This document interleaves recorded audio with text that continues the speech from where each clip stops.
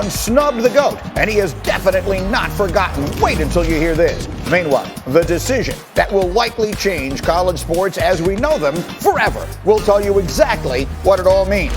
And then, the Simmons solution. Wait till you hear how the Sixers see solving the biggest riddle in the NBA. We have all that and a whole lot more as we get up with you starting right now on a Tuesday from the Seaport. I am Greeny, and we are packed. Heather and Paul are ready to go with all the insight into the college. We got the regular football crew ready to go. Who's gotten up with us today? Mike T is ready to go. Jeff Darlington and Damien Woody's going to play the piano as we roll on. But we start with the most dominant athlete in American sports today. His name, Jacob deGrom, entered yesterday with 11 straight starts, allowing 1 run or fewer. And the first batter of the game knew it was going to be that kind of day. That's Ronald Acuna, and he's down 101 miles an hour on the fastball. Next, Ozzie Albies.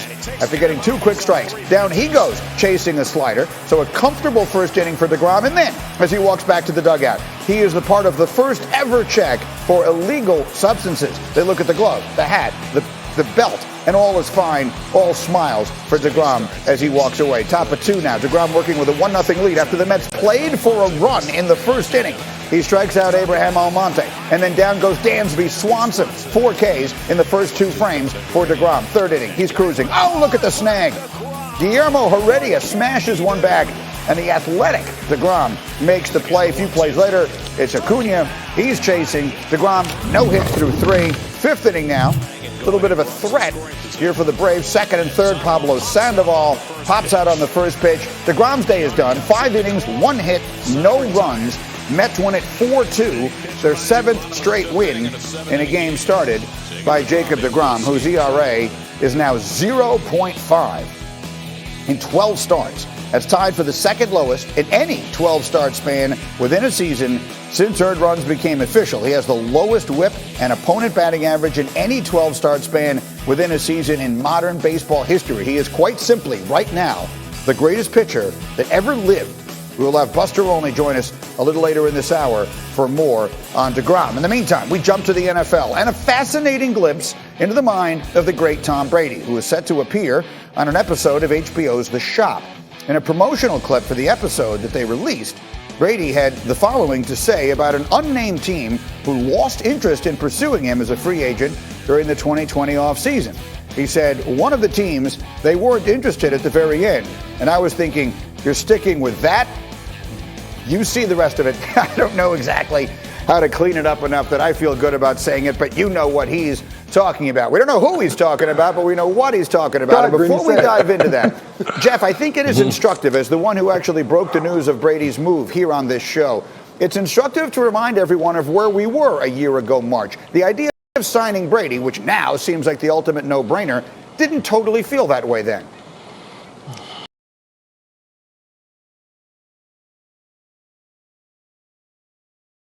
Greeny, that's exactly right. Look, I understand that revisionist history suggests that every team in the NFL, outside of maybe Kansas City and Green Bay, should have signed Tom Brady. But let's point out that there were several teams that were in the hunt and did back out. I'll point for a perfect example here. The Las Vegas Raiders. They were a team that was heavily interested in Brady. They were having internal discussions really up until the late stages, and they did back away ultimately from Brady. So, look, I'm not trying to say who Brady here is talking about, but there are teams that he certainly can look at the landscape in retrospect and say, certainly could have done some good for that team. But we should also point out the Tampa Bay Bucks from the very beginning. Now, mind you, they felt ready to move on from Jameis Winston. They felt like they didn't really want to pay him what he probably was going to covet for that 5th year. But look, they decided to move on. They went headfirst into Tom Brady. They never wavered. They never changed. They told him, we want you. Tom Brady loved that about the Tampa Bay Bucks. The rest, Greeny, is history. Here's the other thing I think Brady loves about this. He loves just throwing this out there because he knows all of us will just be left to wonder, what team is he talking about? Damien Woody, you played with Brady at the beginning of his career. What team do you think he's talking about? Man, listen, it sure sounds like the Las Vegas Raiders, man, but this is the guy I love it, man. This is the Tom that I know, okay? And a lot of this stuff, this Tom has always been this way. He's always been this way, always been the type of guy that'll shoot it to you like that, talking trash. But you didn't hear a lot of that in New England because it wasn't part of the Patriot way. You would see it on the field. We would all see it on the field on TV, but you just wouldn't see it all through the media, man. And now that he's left New England and gone down to Tampa and he's able to be his true self, God bless us, man, with all this good stuff to talk about. Mike T, what do you think? I think that's right. I think Tom Brady is one of these guys. It's not a what you see is what you get guy. He is a cold-blooded killer out there. Now, he has this great polish and veneer publicly, but like D. Wood said, people that are around him, he's the ultimate competitor. And one other interesting aspect, Greeny, is this. Coach Belichick has a lot of superpowers. It was clear both sides were ready to move on from one another. There was a chilling effect in the market last year when you talk to some teams, and I've been there. If you're a GM or a head coach and you go to your owner and say, hey, Bill Belichick doesn't think this guy is good enough, but he'll be really good for us, it's kind of like Warren Buffett. If Warren Buffett's going to sell a stock, what financial player is going to say, hey, I think we should invest in this company, even though Buffett doesn't like him? So that was definitely in the marketplace last year as Tom Brady went into free agency. Very interesting thought. No, we will all remember it well. We were all here covering it, and now it all feels so different a year and a half later. So, which team should most regret not having signed Tom Brady? We've each picked one. Jeff Darlington, you're first. Greeny, I'm going to say it as clear as day. It is the New Orleans Saints. And regret might be a strong word because ultimately Drew Brees decided to delay his broadcasting career a year and come back for one more season. The Saints did the right thing by bringing Brees back.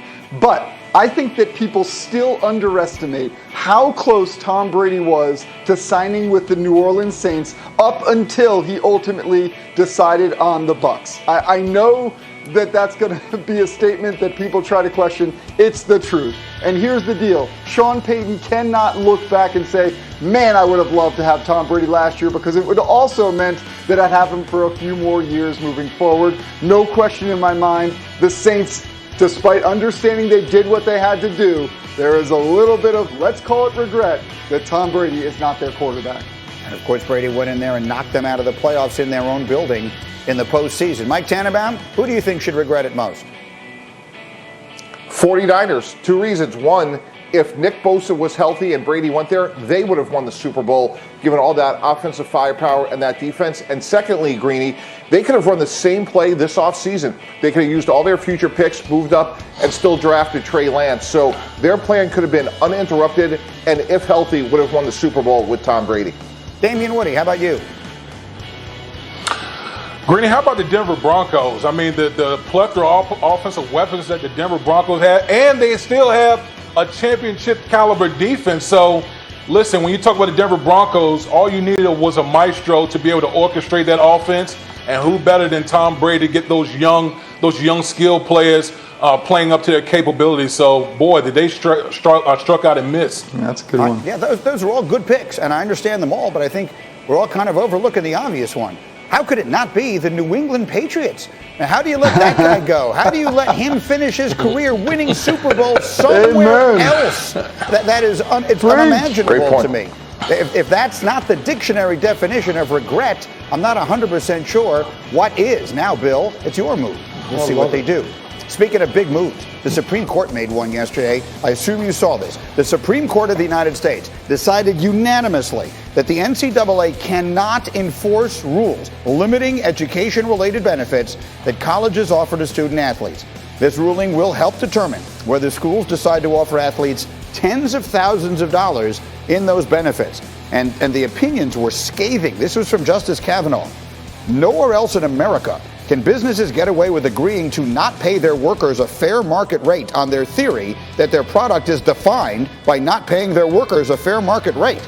The NCAA is not above the law. And as we bring in Heather and Paul this morning, I feel like I've said that 100 times, but it sure feels different when the Supreme Court of the United States has to say it. So, Heather Dinich, what does it mean? All the fans are out there thinking, what does this mean for college sports as we know them? What's the answer?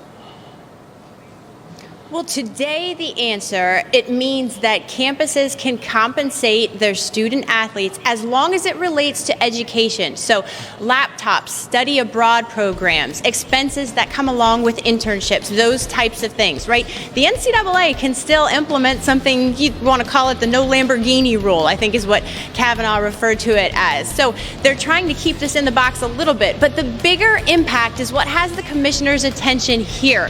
And that is it strengthens future lawsuits that are going to challenge amateurism in the NCAA. He really did. Kavanaugh brought the hammer down on the NCAA, and I think that that's the long-term impact that has the commissioner's attention. It should be pointed out that the opinion was unanimous for all 9 of the justices. Paul Feinbaum,